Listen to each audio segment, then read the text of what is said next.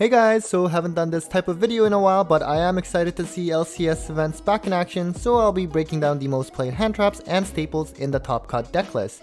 Now before we proceed, make sure to check out Pak on YouTube and Twitch if you haven't already done so. He provides really good content for competitive Yu-Gi-Oh! And this LCS would not have happened without him. On that note, also make sure to check out Luxury Gaming as always, because throughout this pandemic, they have been providing us with the most competitive online tournaments. I'll have all of the links below. So this was the top 16 breakdown as made available by Pak and Luxury Gaming, so you do see big representation from Tri-Brigade Lyrilusc as well as Dogmatika, Invoked, DPE, Turbo.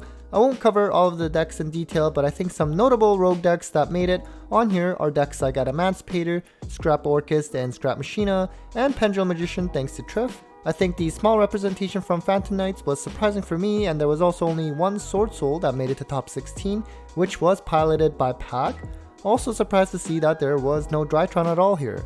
So for this format, players have been saying that everyone's moving away from playing too many hand traps and instead opting for board break cards. Now in the main deck in the top cut list, the number of hand traps range from 0 to 16 with a median of 6, so it's not as low as one may think it would be, but not as high as usual either. In the side, something similar was seen with the number of hand traps ranging from 0 to 9 with a median of 6 hand traps as well. Now I used to provide breakdown for back row removal cards, but I decided to go over board break cards in general because I think that's more useful. So this can also include back row hate cards, even something as small as Cosmic Cyclone. I consider that as a board break card. So other obvious choices include cards like Droplets, Dark Ruler No More, as well as monster removal cards like Sphere Mode or Alpha Master of Beasts and the like. So in the main, the number of board breakers range from 0 to 9, but with the median of actually 0. It's still really more so focused on the side, where it ranged from 3 to 15 cards with a median of 5.5 board break cards in the side. I'll be curious to see how this fares moving forward. Now let's cover the top 10 most played hand traps among the top 16 lists.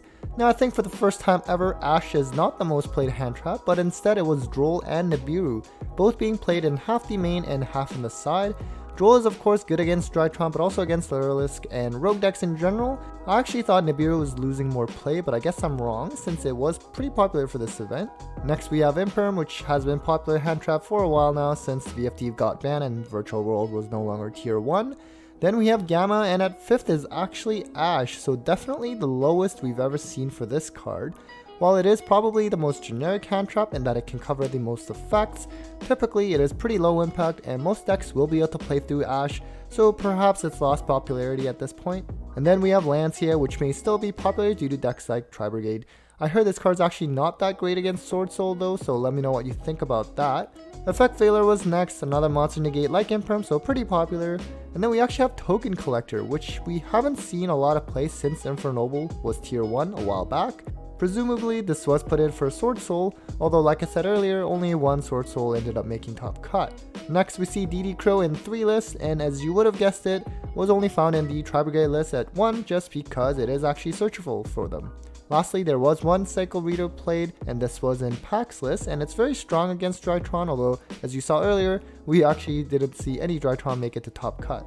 Alright, so moving on to the most played staples, tied for number 1 and 2 were Call by the Grave and Imperial Order. Call by is pretty standard, still the best for hand traps, and we actually didn't see Crossfire Designator at all.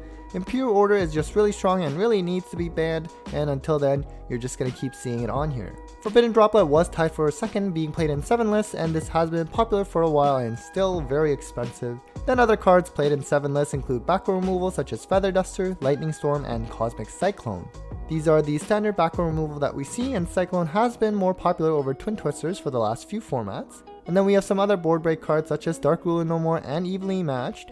Evenly has gotten more popular lately against decks like Phantom Knights because they don't put up a spell trap negate. The card lost popularity when Lightning Storm was released, but it looks like it's coming back in play now. And then we have a few cards that were played in 4 lists such as Red Reboot, Solemn Judgment, as well as Mystic Mine and There Can Be Only One. Pretty standard stuff that usually make these lists in my videos. Alright guys, so that was it for the Pak LCS analytical breakdown of the most played hand traps and staples. Hope you found that useful in shifting around your deck list for this format. Take care guys.